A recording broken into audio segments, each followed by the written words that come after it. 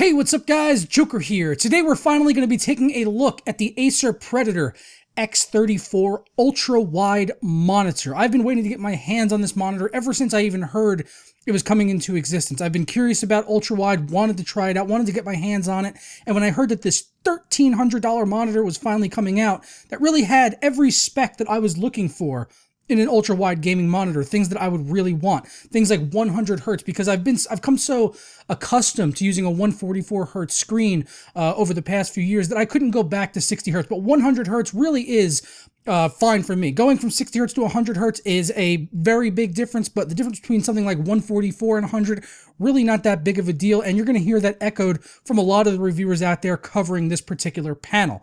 As far as the other specs are concerned, it is 34 inches, 3440 by 1440, so it's basically a WQHD monitor, but at a 21:9 aspect ratio. It's also utilizing an IPS panel with a 4 millisecond response time, so for all intents and purposes, it's really like my current monitor, the Acer XB270HU, but just at a wider aspect ratio at 21:9. So because it's IPS, obviously you're going to get better viewing angles than you would with something like a TN panel. You're also going to get better color reproduction, and it does all of that really well, as you would expect with an IPS panel. I would say that the colors and performance in regards to response time were on par with my experience with the Acer XB270HU, so I really have no problems as far as all of that is concerned. Along in the box with the Acer X34, you get an external power brick, which is required to power the unit. You also get a very short DisplayPort and HDMI cable, because it does have DisplayPort as well as HDMI on this monitor, which is good to see.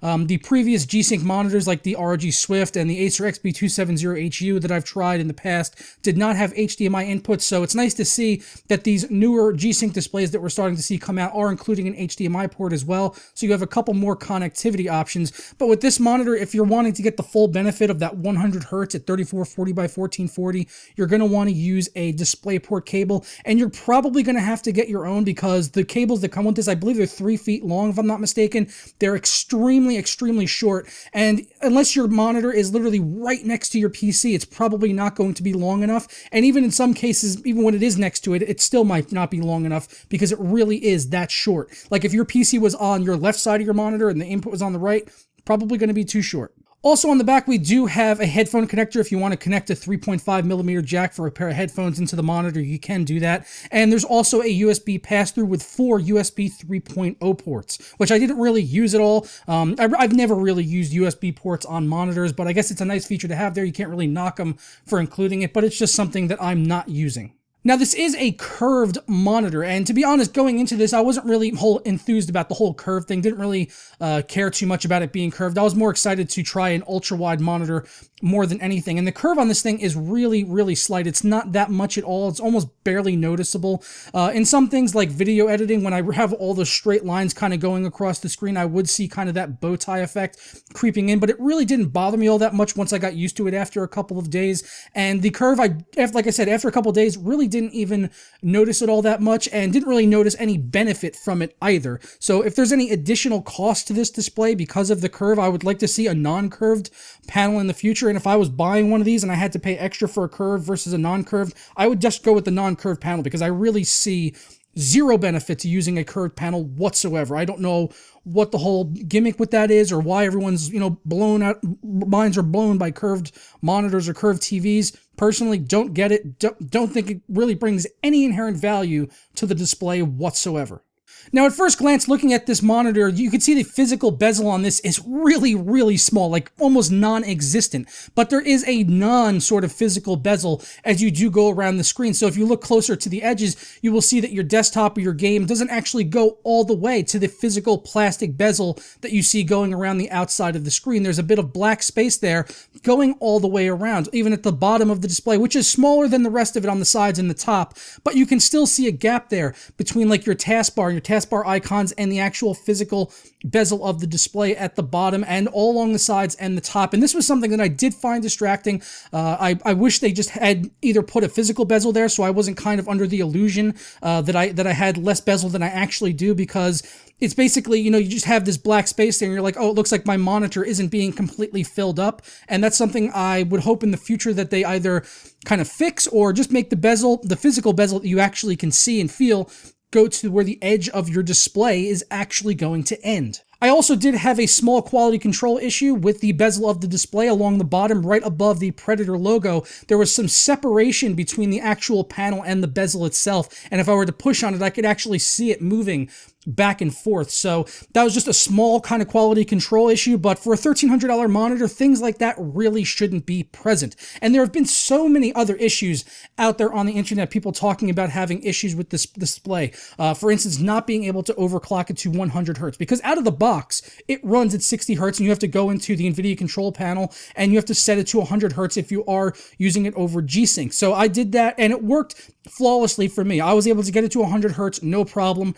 Ran a frame skip test, passed that flawlessly, had no issues there as far as the 100 hertz was concerned.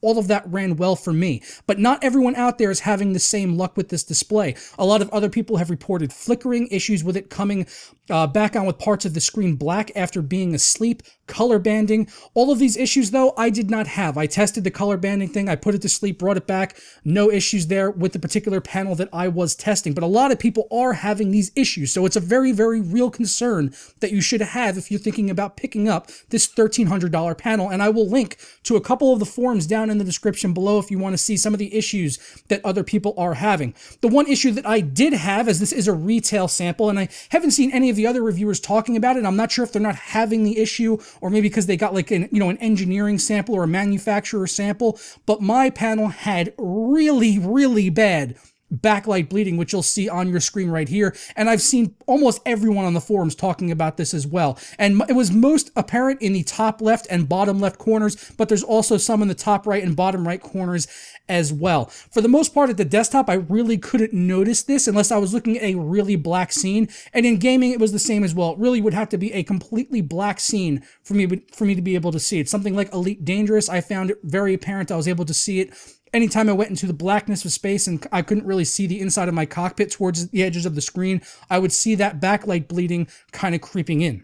And it was definitely distracting in those situations, but for the most part at the desktop, I really couldn't see it. Even though I'm using a black taskbar on my display, I could not see the backlight bleed or the IPS glow, whatever you want to call it, creeping in on the panel. It was really only if I was on like a completely black screen that I would actually see it. And it wouldn't have been a deal breaker for me. Like if I bought this monitor and I had this issue with the backlight bleeding, it would not be a deal breaker. I wouldn't have sent it back over just that issue, because in the grand scale of things, looking at the issues that other people are having, but the issues that I have on this display are pretty much small potatoes, with the slight separation of the bezel from the panel and the backlight bleeding.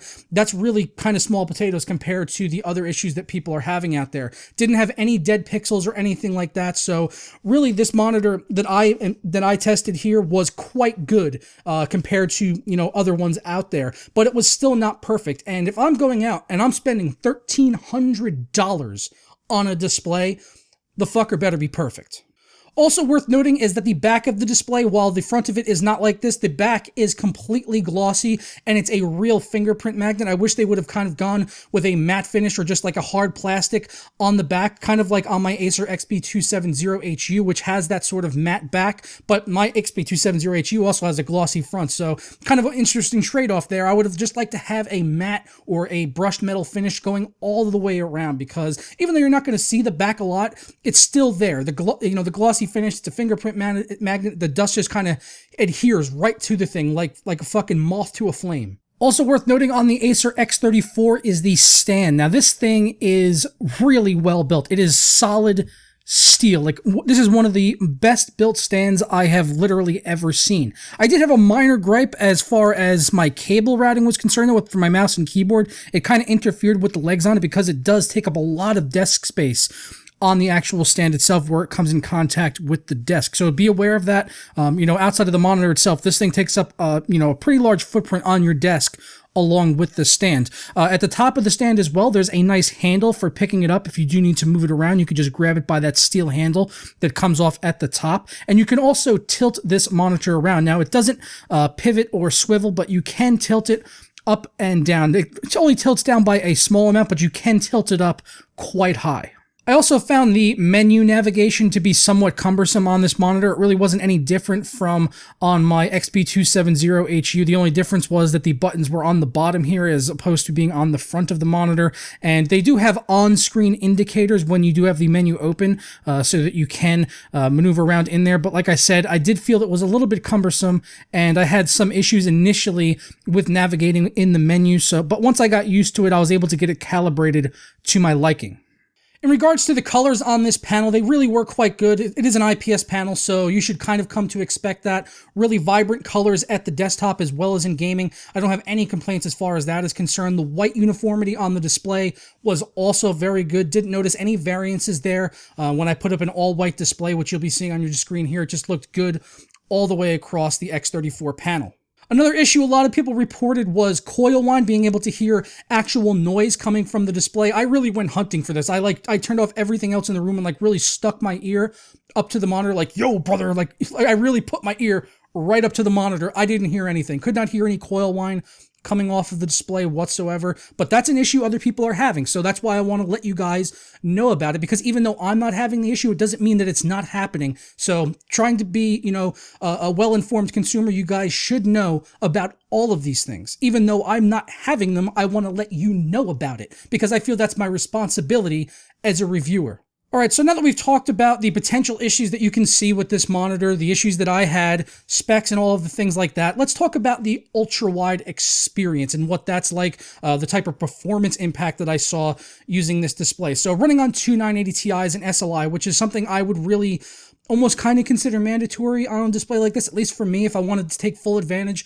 of that 100 hertz. I saw a performance hit in games of about maybe 20 to 25%. So I was getting less frames than I would at a standard 2560 by 1440. And you should expect that. You're going to be using more video memory. It's going to be more taxing on your core performance running a lot of these modern titles. So just be aware of that going into this. But I had a very good experience running on my system, which is an absolute beast of a system though. So, if you're spending $1,300 on a monitor, chances are you probably have a beast of a system yourself. If not, you should really invest in your system first, monitor second. As far as gaming goes on the monitor, I could kind of take it or leave it if I'm being honest. I did get to see, more area, and using it in first-person shooters, I definitely felt like I had somewhat of an advantage being able to see more area of the screen, but it was something that I kind of felt weird about. I thought maybe it would grow on me after a few days, but it really didn't. And I also felt like my mouse movements were kind of, I'm trying to struggle for a word here, but swimmy is the best way that I could possibly explain it.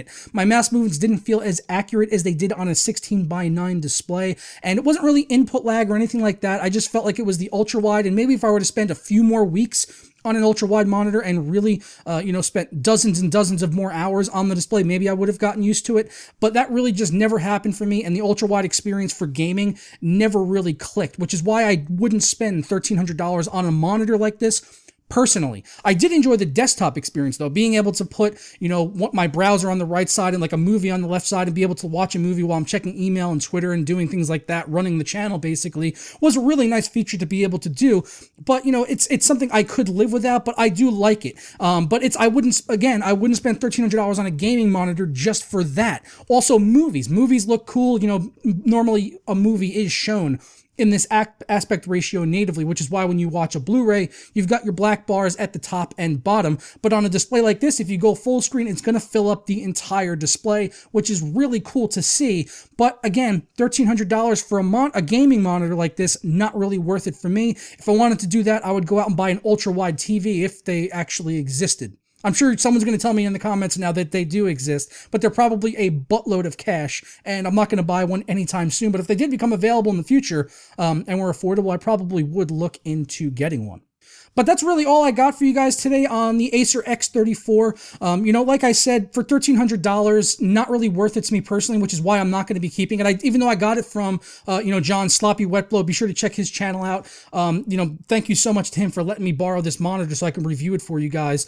I could have kept it if I wanted to. He gave me the option, but at the end of the day, $1,300 for, you know, a gaming monitor like this that I wouldn't really want to use for gaming because I was not a big fan of the gaming experience seems a little extravagant to me, and I'd rather go out and buy something like the LG 34-inch 3440 by 1440 and then hook that up over my 27-inch 1440 gaming monitor, because that would seem more ideal to me personally, and that's around $700, I believe, without the Thunderbolt. So I would rather get something like that and just use it for the desktop experience, because the desktop experience, video editing, watching movies and all that was great for me, but I just didn't feel like it was worth it for the gaming experience. But that's subjective to me. You know, if you guys have a chance to get hands-on with this or go down to a store and try it out, by all means, please do so. But really, I just decided not to keep it because I can't justify spending $1,300 on an ultra-wide gaming monitor that I'm not 100% happy with in the gaming experience. And it's not anything to do with the quality of the panel or anything like that. It was just, you know, my subjective experience using an ultra-wide monitor didn't feel it was worth it for me. But let me know what you guys think about the X34 and that backlight bleed, man. That backlight bleed is real. So let me know what you think about the X34 down in the comments below. Are you still going to pick one up? Did this review help you decide one way or the other? I would definitely appreciate your feedback down below. And don't forget to stick a like on this video if you enjoyed it or you learned something new, and subscribe for more hardware reviews like this one. And I will catch you guys next time. Ta-ra. And that's a review in the books. Oh yeah.